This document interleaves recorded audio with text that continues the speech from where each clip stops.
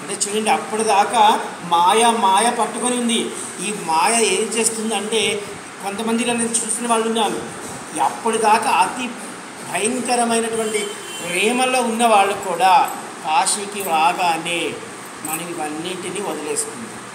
అంటే చాలా సున్నితంగా మనకి ఇప్పుడు ఒక 5 మంది అక్క చెల్లెలు ఉన్నారు అనుకుందాం, వాళ్ళు బాగా కలిసిమెలిసి తిరుగుతూ ఉంటారు.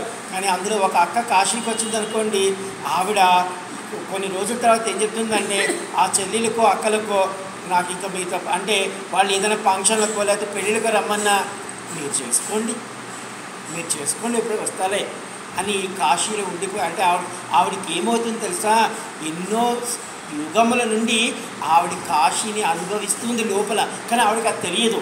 కాబట్టి కాశీకి వచ్చాక ఈ బంధాలన్నింటికంటే అమితమైన ప్రేమ బంధం కాశీలో కనబడుతుంది. అందుకే చూడండి, కొంతమంది విశ్వనాథుడి గుడికి వెళ్ళేవాళ్ళు కొంతమంది ఉంటారు, కేదారు గుడికి వెళ్ళేవాళ్ళు కొంతమంది ఉంటారు, ప్రతిరోజు విశాలాక్షమ్మని చూసేవాళ్ళు కొంతమంది ఉంటారు, అన్నపూర్ణమ్మని చూసేవాళ్ళు కొంతమంది ఉంటారు, ఓన్లీ మహామృత్యుంజయ మందిరం వెళ్ళేవాళ్ళు కొంతమంది ఉంటారు. అంటే ఇక్కడ ఏమవుతుందంటే ఎవరెవరి కర్మానుబంధాలు బట్టి వాళ్ళు అక్కడికి వెళ్ళే ప్రయత్నం కాశీలో 1కి 10 సార్లు చేస్తూ ఉంటారు.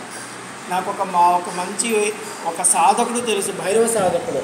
ఆయన ఏం చేస్తాడంటే విశ్వనాథుడి గుడికి ఇంతవరకు పోరు. ఆయన కాశీలో ఒక 5 సంవత్సరాల నుంచి ఉన్నాడు, విశ్వనాథుడి గుడికి పోడు. రోజు అర్ధరాత్రి మహాకాల భైరవ హారతికి వెళ్తాడు, రోజు వెళ్తాడు కాలభైరవ హారతికి. మళ్ళీ హారతి పూర్తయ్యేదా కూడా ఉంటాడు.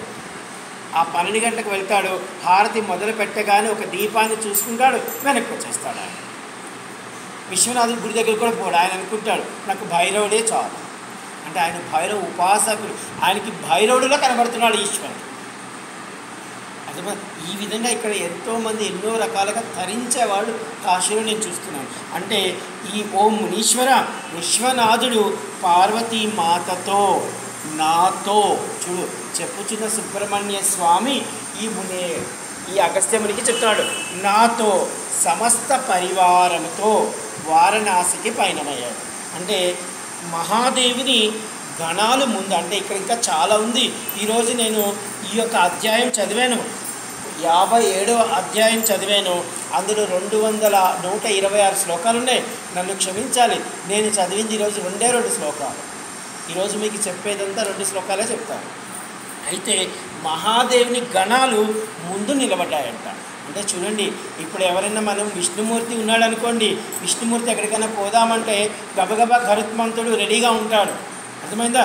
ఇలాగే ఈ విశ్వనాథుడు బయలుదేరుతుంటే గణాలు ముందు బయలుదేరారంట. ఈ యొక్క గణాలు అంటే ఇప్పుడు నేను మీకు కొన్ని గణాల పేర్లు మాత్రమే చెప్తాను, అంటే మీకు సూక్ష్మంగా ఏం జరిగిందో చెప్తాను. గణాలు ముందు బయలుదేరాయి, తర్వాత యక్షులు, గంధర్వులు, తర్వాత దేవతలు, చాలామంది దేవ యోగిని మాతలు, వాళ్ళ పరివారము, వీళ్ళందరూ ఒక్కొక్కరు ఒక్కొక్క వాయిద్యాలు వాయిస్తూ ఎవరెవరి కళ ఉందో, ఎవరెవరికి ఏ శక్తి ఉందో, ఎవరెవరు దేనిలో ప్రావీణ్యం పొందారో వాటి ఆనందోత్సాహాలతో ఈశ్వరుడు ఇంకా అక్కడ కదలలేదు, వీళ్ళు మాత్రం కాశీ వచ్చేసారట.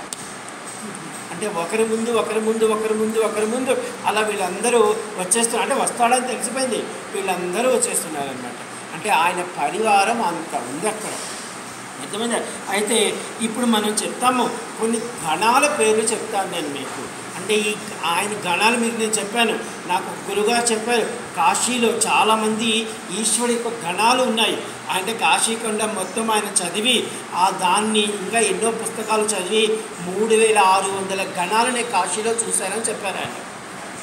అంటే ఈశ్వరుడి యొక్క శివలింగ రూపాల్లో ఉన్నటువంటి మీరు పంచక్రోశ యాత్ర వెళ్తారనుకోండి, ఈ పంచక్రోశ యాత్రలో మీకు 256 లింగాల పైన కనబడతాయి. ఈ లింగాలన్నీ గణాలంటే ఏంటంటే మన ఇంటికి మనం ఏం చేస్తామంటే ప్రహరీ కూడా పెట్టుకుంటాము.